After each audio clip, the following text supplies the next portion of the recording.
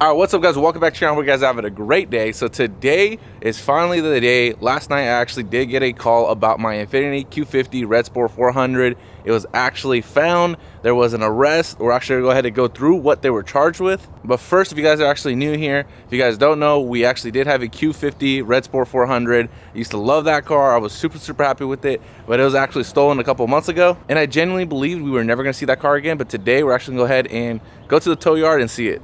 And if you guys are actually new here, do not forget to subscribe. Go ahead and like this video because it would help out a lot. But you go ahead and see we have all the Mustangs here, including the Shelby GT500 right here.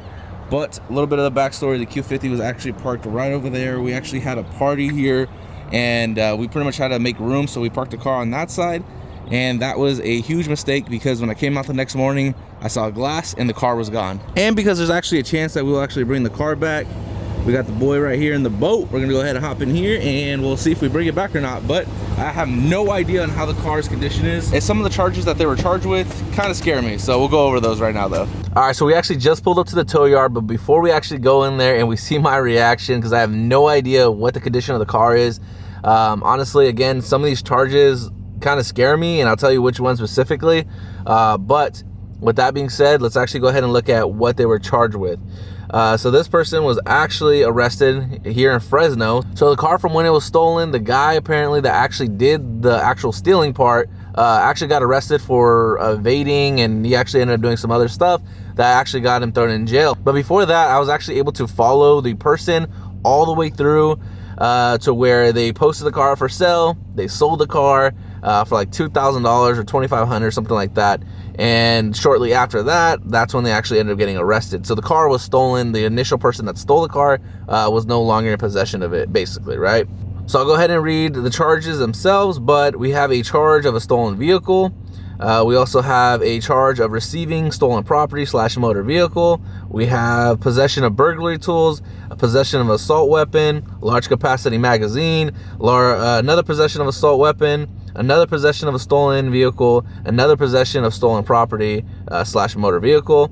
And then the one that actually scares me, owner and operator of Chop Shop. I seen my wheels, the Belgian wheels, on the marketplace. So obviously if we see right now that the wheels are actually on the car, they weren't my wheels, but I'm like 99% sure they were my wheels on marketplace about a month and a half ago. So right now we're about to find out what the car looks like, but that charge specifically scares me because it could just be the frame right now. We have no idea. So let's go ahead and check it out. Let's go inside. So this actual towing yard has it all covered up, so we weren't even able to see inside except this entrance here. So we're gonna go ahead and go in here right now, and I am afraid. I'm not gonna lie, I'm nervous. So I'm not seeing it yet, but we're gonna go ahead and go actually inside the building real quick, talk to the people. I do see a McLaren. There's a whole ass McLaren over there. There's literally a McLaren.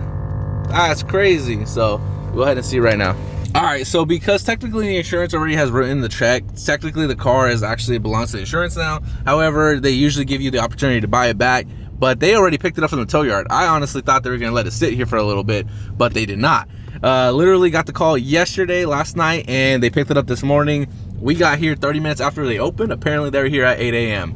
Luckily though, there is an insurance lot that they took it over, and it's only a couple blocks away, so we're actually go ahead and head out over there. All right, so it literally took us 2 turns to get here, so that explains why they beat us.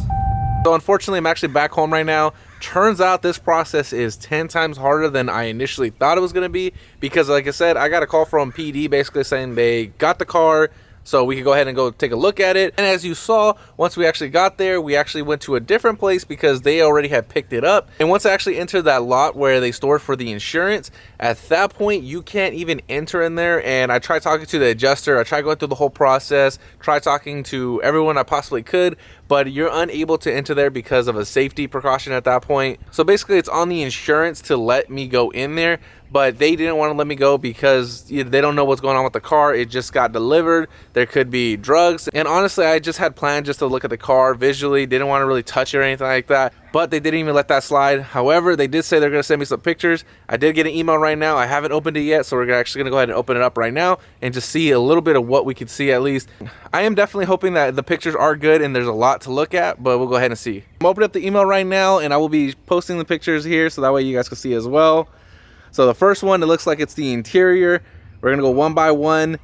Looks like it's real clean from the inside, but the interior looks so clean. I always kept the car clean.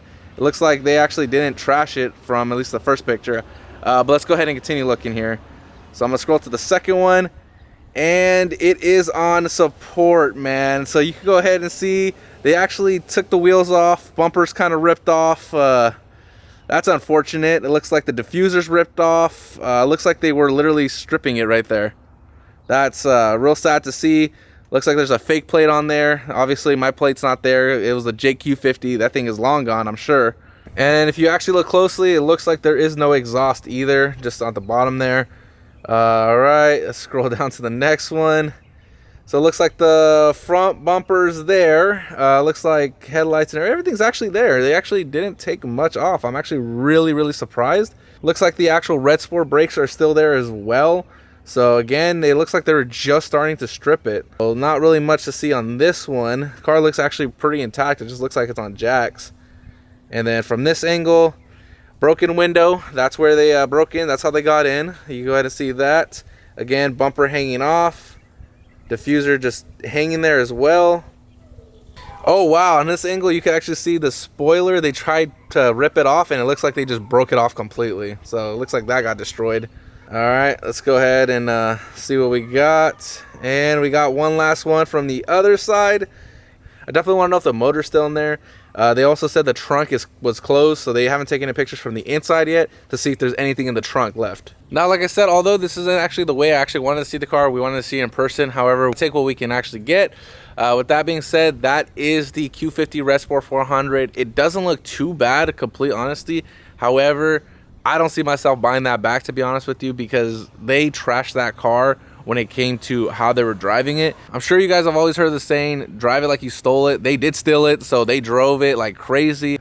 I know they roasted the tires as well, because when they had posted the wheels for sale, they were pretty much roasted as well. So again, obviously that tells you what that motor has been through. At the end of the day, it really does suck, but I'm actually really glad that we were able to pretty much close the chapter on this book. It really does suck that this all played out the way it did. However, again, at the end of it, the people got caught, they got busted, chop shop was shut down. It does really suck that it doesn't look like we're gonna be able to buy that car back or anything like that. But at the end of the day, we got all the Mustangs here, so super happy with the Mustangs themselves. But I really do miss having an import, so maybe we'll get another one. Maybe we'll get another four-door.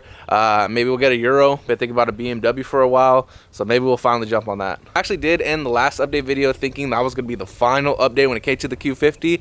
However, I'm surprised as you guys are, the car was found. So this is the conclusion to the stolen Q50 Redsport. It will forever be missed.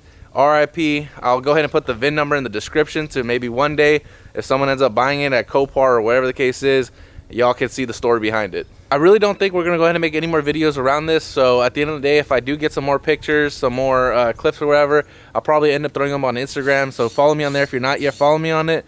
With that being said, I really do appreciate every single one of you. Go ahead and subscribe if you're not yet subscribed. I'm looking forward to what the future brings with these cars. But again, RIP, the Q50 Redsport 400. You will for sure be missed. It's time to officially close the book on this chapter. I'll catch you guys in the next one. Peace out.